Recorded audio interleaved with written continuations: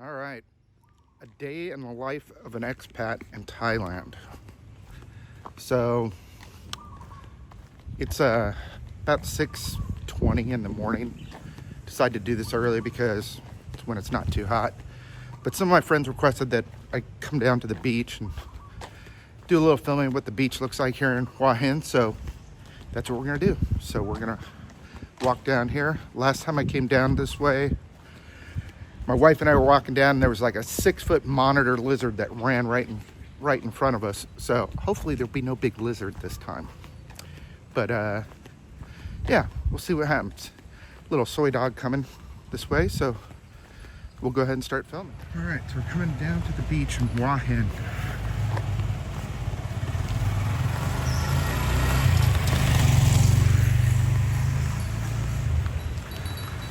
Looks like the tide's pretty high.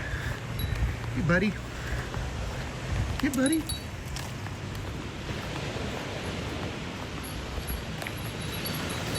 So what's my average day like? So every day I wake up, well, I get woken up by my black lab, Remy, and take the dogs for a walk so they can do their business. So here's the beach. We've got that down there is Monkey Rock, I think they call it. Wow, it's a pretty beautiful morning actually.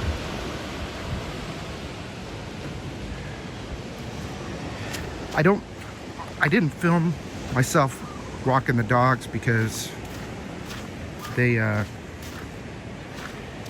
both weigh about 32 kilograms each, or about 80 pounds a piece, and they like to twist themselves around me and around trees and everything else, and so trying to hold a camera while controlling those two dogs would be a nightmare, so I decided no. But yeah, so then I usually get up and, I watch YouTube for a few hours, catch up on news, see what's going on. Obviously right now there's a conflict between Thailand and Cambodia, so I'm kind of following that closely. It doesn't affect me in our area. I mean, we're so far away from that border, it's not even funny, and Cambodia doesn't really have the firepower to do anything, but it is very sad with all the people that are being displaced and the people who have gotten killed so far. So yeah, I feel bad about that. During normal course, one of the primary reasons why we retired here was because I wanted to plan travel. And so I do a lot of travel planning. I'm always looking at flights and different search engines that give me the best flight deals that are coming out recently. Like for example, the other day I got a flight alert that if I wanted to go to Phuket in, I think, October, which is still kind of the wet season, I could get tickets for like $21 round trip, which is from Bangkok, which is ridiculous, right? I mean, that's a good deal. So I look for flight searches, I have my breakfast, coffee, that kind of stuff, and then depending on if Sue's already said she wanted to make something for the day, we'll plan that out. Or if I decide I see a YouTube video of something I want to cook, I'll go to the store and get the ingredients for that. It's nice though, because I really can just think of what I want to do, each day. I don't really have a game plan unless we're traveling. We are going to Chiang Mai on the 8th for just the weekend. It's a really quick trip. Honestly, it's a little bit of a waste, but it was, it's a cheap flight up there, and it leaves right from Hua Hin, it's the airport. So, it's kind of a no-brainer. We're going for just 2 days. We're flying out Friday and come back on Sunday. I'll make a video of that trip so you all can see what we're doing. you know, a trip that short's gonna be mostly like maybe one touristy site and then cafes and just eating and having some drinks, just relaxing and enjoying it. It's kind of like a staycation. We're getting out of town.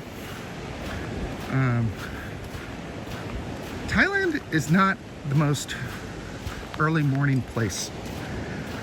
People tend to, like the restaurants and stores and stuff, tend not to open until like 8 or 8:30. You know, if you want a good breakfast early in the morning, like this time in the morning, you pretty much have to go to a hotel and eat in the dining hall because the restaurants just aren't open yet.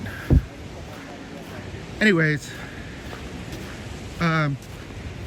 you know, sometimes Sue and I go out for lunch, but for the most part, the afternoons are very relaxed. We watch a lot of travel videos on YouTube most days because the middle of the day is just so friggin' hot here. I mean, it's brutal. Like right now, the temperature is very comfortable, but during the day, it's like 90 degrees and humid. And so you just don't really want to be out unless you're going to like an air-conditioned place like Market Village or Blueport, the two shopping malls that are here. So, and then in the evenings, you know, I mean, most nights when we're here and we're not traveling, we just eat at home. We cook, either Sue cooks or I cook. And it's good, you know? Now, a lot of people ask me, you know, what's it cost? You see a lot of videos, like, what's it cost to live as an expat in Thailand? Well, I kind of don't like those videos because they're up and down the board. I mean, some people come over here with just like the equivalent of their U.S. Social Security as income. So they might come over here with $1,000 or $1,500 a month, and you know, there's ways to do it. I mean, people figure out how to survive like that. We have considerably more than that income, so we're very, very comfortable here. But I would say that, you know, from my friends that I meet with coffee regularly with, the income levels are across the spectrum. So there's some people who are here living on the cheap, and there's some people here that are living on a comfortable income. So it's very hard to make a cost of living because, you know, rents can vary. I mean, I've heard of people paying as little as $400 a month for rent, and people paying as much as $2,000 a month for rent. I've heard of, you know, people that just eat strictly Thai food, which can be very, very cheap, or people that go out, like my wife and I, to Western restaurants periodically, and, you know, dinner for two can be close to $30, you know, with drinks. So it's very hard to say. I would just say that it doesn't matter what your income is, you can probably afford to live here. It's just going to shape the way you live, right? If you're the type of person who, you know, wants to live in a nice apartment and maybe have a Thai girlfriend and go out to the bars every night, it's going to cost you a lot more than if you live like a very simple, quiet life and you're just hanging out, you know? So, all things to keep in mind. But yeah, overall life is very good here. Obviously it's 6:30 in the morning, so I'm not going to stop and have a beer. Honestly, I haven't even seen a place that's open for coffee. So, and it's funny, like almost everybody that's walking around here are expats. Walking around early in the morning. They're just up doing their early morning walk. But it is beautiful, and the temperature is perfect, so it's good. I don't remember where I turned out, so I'm gonna have to figure out a way back up to the road to find my car. But here's the Rock, Hua Hin Beachfront Spa Resort.